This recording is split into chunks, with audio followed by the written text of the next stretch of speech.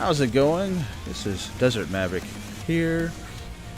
And I know it's been a long time since I've done a YouTube video, but I figured if I'm going to do one, it's going to be on my new passion, which has been Final Fantasy XI, which I've been streaming for a while now, since April. And I guess the first video that I wanted to kind of put out is Blue Mage soloing Royal Jelly. It is one of those runs that you do for Utsumi Ni, and Blue Mage can comfortably solo it with a decent amount of gear. A lot of the gear that I'm using on my character is for a Mithra, level 40 Blue Mage, as you can see here, and 20 Ninja. You want 2 U1 plus 1s, they're not terribly expensive. An Erudite's Headband, which is, I think roughly about 14k. You can use a black neckerchief. I just have a Justice badge here because I sold mine. Savage Gauntlets for MP. Royal Squire's Robe for MP. Black Cape plus 1, not terribly expensive. MOBA Slash plus 1 is probably the only more expensive piece, but you can get away with just a regular one for extra MP. Morian Earring plus regular Morian Earrings. The plus ones aren't necessary, and I wouldn't recommend them because they're kind of more on the pricey side. Here on Eden at like about 240,000 gil. And Morian Tafflum. I have 2 regular Eremites earrings. This is one thing that you probably could upgrade if you wanted to spend a little bit more money on your Blue Mage clears. You can get plus ones for like 60 to 70k, something around that neighborhood. This is the more pricey item in the Mountain Gators. If you wanted to get the same int value without having the Gators, because they're like over 300k, just upgrade these 2 here and you'll get the extra 2 int that I have here. And Savage Loincloth is another big MP booster that I use in this build to help get my MP up. Now, I have my MP at about 350 there. I'm going to be using a Melon Pie. No need to be anything expensive or anything like that. And then that'll get you up to 375 MP and plus 26 intelligence. So roughly in this neighborhood, this is a very comfortable clear speed for this run. Alright, so we're gonna go ahead and do the run here with Holy Ghost. If you want to, go ahead and throw your orb in there. Now, the magic spells that I have set for Blue Mage are Metallic Body, Curse Spear, Cocoon, which really isn't necessary. You could probably throw another MP spell in there that I haven't gotten yet.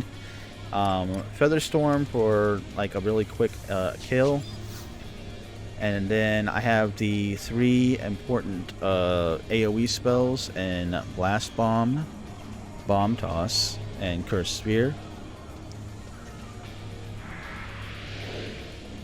And as we get in here, and then I also have Wild Carrot and Grand Slam and Soporific, like basically Blood Drain as well for MP and boosting. As soon as you get in, you want to get Utsumi Itch up, and then target this first Princess Jelly.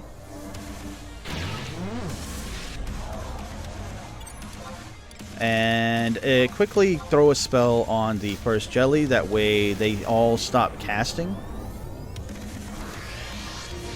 The more that you let them cast, the more of a chance that they can do things like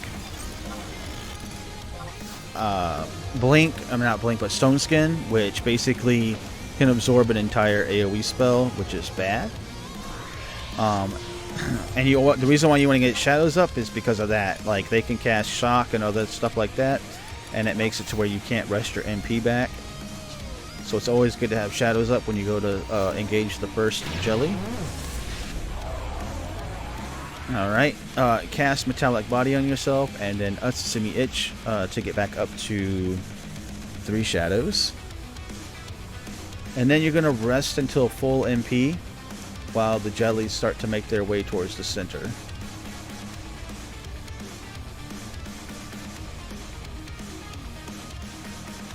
And the reason why having the comfortable region for MP is 340 to 360, mainly being that for a normal clear, you're probably going to end up with about 40 to about 60 MP left at the end, which is just enough for another cast of your AoE spells.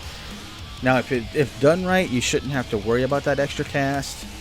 However, there are some very, very rare instances where you will come across damage that is resisted enough times to where you have to fire that extra AoE spell.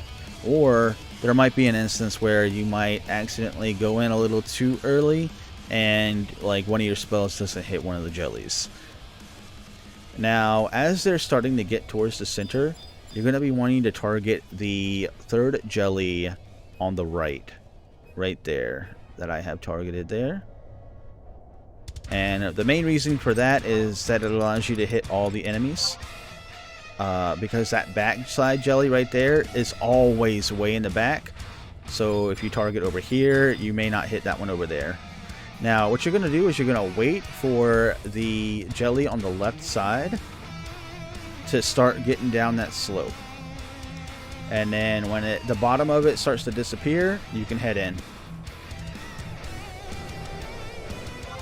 And then you start with Blast Bomb. It stops them with Bind, Curse Spear, Bomb Toss, and then go back to Blast Bomb.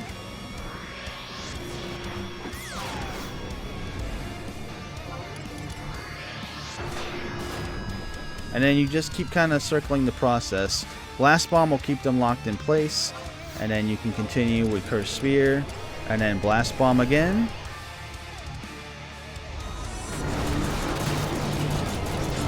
And Bomb Toss will be coming off cooldown, so then you can fire that off. And then Curse Spear when it comes off of cooldown.